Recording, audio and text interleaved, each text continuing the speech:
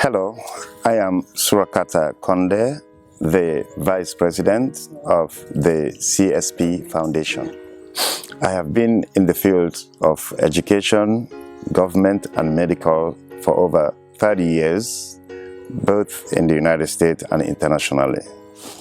In the late 1950s, my parents migrated from the Republic of Guinea to the Republic of Sierra Leone, looking for diamonds, and they settled in the Eastern Province, the diamond-rich district that is called Kondeh district. I grew up in Sierra Leone. I went to school there, and most importantly, I had the opportunity to teach in one of those secondary schools, outstanding secondary schools, QRS, Queen of the Rosary Secondary School, that is in Sub-Saharan Province. The time I resigned from teaching, that coincided with the rebel incursion in Sierra Leone, and my family and I left Sierra Leone to go to Guinea, where I had another opportunity to work with United States Agency for International Development, USAID. And in 1996, I came to the United States. Since then, I've been in the United States. And I also had the opportunity to work with the Commonwealth of Virginia, Northern Virginia Training Center. As a community person, I was able to serve in the capacity as Secretary General, helping with a very important organization here in Washington, D.C. metropolitan area called African Muslim Association. This association had 8 active member countries, which was a pleasure for me to serve people from different walks of life. In 2019, I saw my wife packing bags, a lot of cartons, trying to donate those to folks in Africa.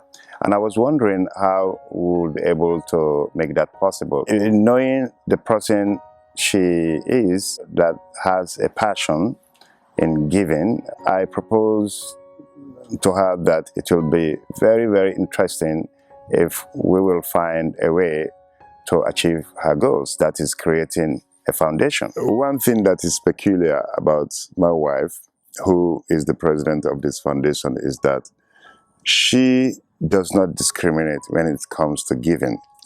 She is consistent in that, and every time she understands that somebody is forgotten in any community, anywhere, she will always make sure that she stands by that person regardless.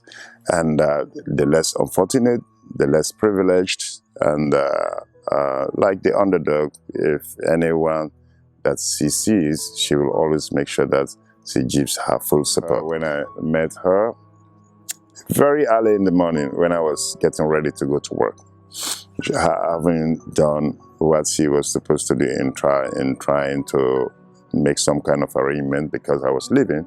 So I saw her also getting some food for the birds. And that was the very first time. And I asked her, what was that? She told me, those are the foods that I will always provide for my birds. I have not been doing this lately simply because I've been traveling more frequently. But this is what I have been doing for the past 20 years. So it's amazing how kind of empathy, that compassionate care, not only for human beings, for even birds, she will give. When she decides to give anything, gift to anybody, the one thing that will make her so happy is to add more on top of that gift, but not to discourage her to diminish that gift in any way, shape or form. She's a philanthropist. She's passionate about giving charity out there indiscriminately, and she has no boundaries whatsoever when it comes to giving. She deserves all the help in order to allow her achieve her aspirations. I'm doing this because I love both my wife and my country, because this is one thing that she really wanted me to be part of. and I'm doing that. And I love my country because your country and your government cannot do it all. You have to do your part as a citizen, and therefore we are doing everything in our little power to make sure that we impact the life of hundreds of thousands of kids, especially at this moment in Sierra Leone and Guinea. There are two things. Number one, I love my wife simply because that compassionate care, that caring, that sense of humanity she gives back to human beings and to even birds, to animals. And that is a big thing to me. So I need to support her in that effort. And also I need to make sure that she and I and all of our members have that mentality that I would like to quote that popular quotation from the excerpts of late President Kennedy that said, "Ask not what your country can do for you, but ask what you can do for your country." Surakata, Kondeh, my wife and I live in Washington, D.C., that's the United States of America. We decided to take a vacation precisely to come to Fadama. Fadama is a district and under the sub-prefecture of Al-Kamsaya and prefecture of Dabora, that is in Guinea. So what happened is this: when we came to our village, Fadama.